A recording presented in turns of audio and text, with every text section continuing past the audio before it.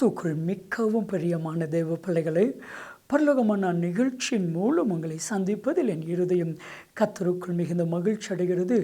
உங்கள் எல்லாரையும் இயேசு கிறிஸ்துவின் இன்ப இனிய நாமத்தினாலும் கிராஸ் டிவி ஊழியங்கள் சார்பாக என் அன்பின் வாழ்த்துக்கள்.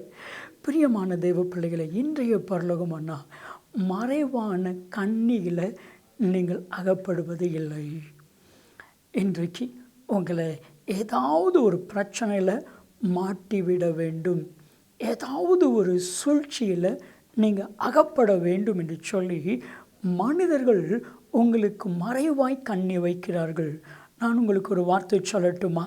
அந்த மறைவான கண்ணி உங்களையும் உங்கள் குடும்பத்தையும் உங்களையும் உங்கள் பிள்ளைகளையும் ஒன்றும் செய்ய முடியாது.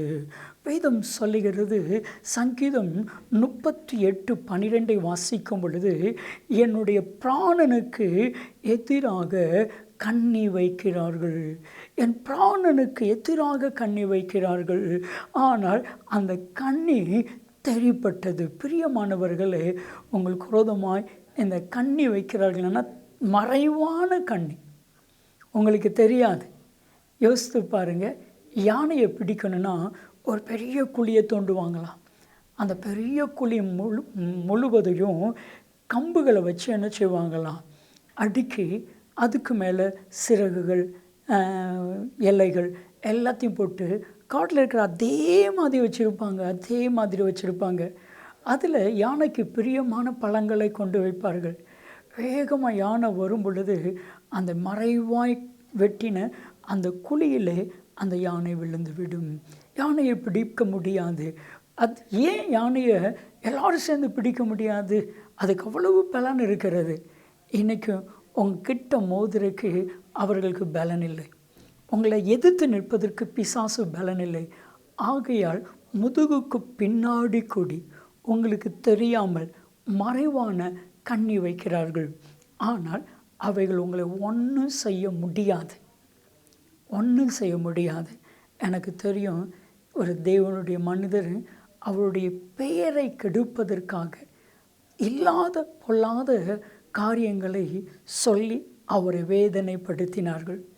நடந்தது என்ன? ஸ்கூலை விட்டு வெளியே அனுப்புனாங்க. அவ்வளோதான் செய்ய முடிந்தது. மறைவாக கண்ணியை வைத்து அவரே அதில் அகப்பட பண்ணி ஸ்கூலை விட்டு வெளியே அனுப்புனாங்க. அவர் வேதனையோடு ஸ்கூலை விட்டு வெளியே வரும் பொழுது கத்த பேசினா, உனக்கு மறைவாய் வைத்தார்கள், அவர்கள் வைத்த வலையில் அவர்களே அகப்படுவார்கள், அவர்கள் தோண்டின குழியில் அவர்களே அகப்படுவார்கள், நான் உன்னை மேன்மைப்படுத்துவேன். வெளியே வந்து ஒரு சின்ன ஸ்கூல் வைத்தார். அந்த ஸ்கூல் பெரிய ஸ்கூலாக மாறியது.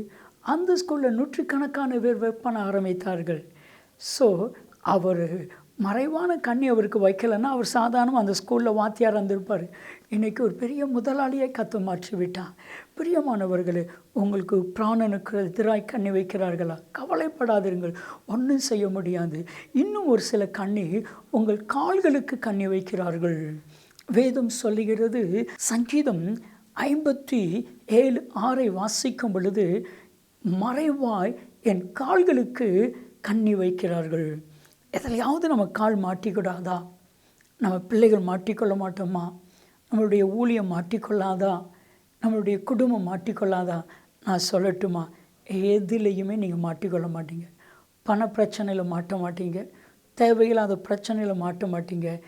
ஏன்னா அவர் உங்களை உள்ளங்கையில் வரைந்து வைத்திருக்கிறார். உங்களை உள்ளங்காலை அவர் உங்கள் கையில் வைத்திருக்கிறார். உங்கள் கால்கள் மாட்டிக்கொள்வதே இல்லை.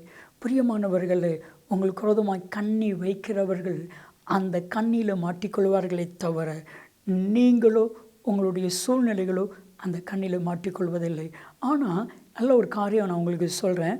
தினம் நீங்கள் ஜெபிக்க வேண்டிய நிறைய காரியங்களில் சின்ன சின்ன காரியங்கள், தினம் நீங்கள் ஜெபிக்க வேண்டிய ஒரு காரியம், ஆண்டவரே, இன்றைக்கு எனக்கு விரோதமாய் காணப்படுகிற மறைவான கண்ணிக்கு என்னை விலைக்கு காத்துக்கொள்ளும், மறைவான கண்ணிக்கு என் குடும்பத்தை விலைக்கு காத்துக்கொள்ளும், மறைவான கண்ணிக்கு என்னுடைய தொழிலை காத்துக்கொள்ளும், மறைவான கண்ணிக்கு என்னுடைய வேலையில் என்னை காத்துக்கொள்ளும், ஊழியமாக இருக்கலாம், மறைவான கண்ணிக்கு என்னை விலைக்கு காத்துக்கொள்ளும்.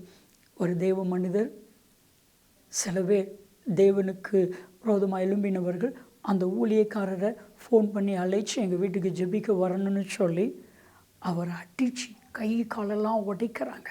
யோசித்து பாருங்க நடந்த சம்பவம். ஆனால் ஒரு காரியம் நடந்தது. யாரெல்லாம் அந்த ஊழியர்கள் மேல் கைகளை வைத்தார்களோ அந்த மனிதர்கள் யாருமே உயிரோடு இல்லை அந்த பூமியில்.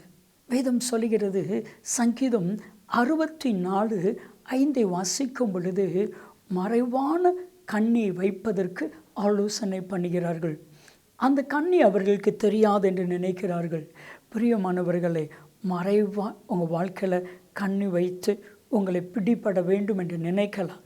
ஆனால் நான் சொல்லட்டும், ஆவியானவர் சொல்கிறார், நான் அல்ல, உங்களை மறைவான கண்ணிக்கு கர்த்தர் உங்களை விலக்கி காத்து கொள்ளுவார்.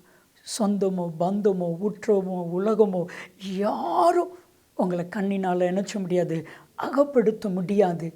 மறைவான கண்ணிக்கு கர்த்தர் விலக்கி காத்துக்கொள்வார். திருமணம் நடைபெறாமல் இருப்பதற்கு காரணம் மறைவான கண்ணி. உங்கள் தொழில் முன்னேறாமல் இருப்பதற்கு காரணம் மறைவான கண்ணி. நீங்கள் நினச்ச காரியம் நடக்காமல் இருக்கிறதுக்கு மறைவான கண்ணி. இதெல்லாம் தெறிக்க போகிறது. கண்ணிகள் தெறிக்க போகிறது.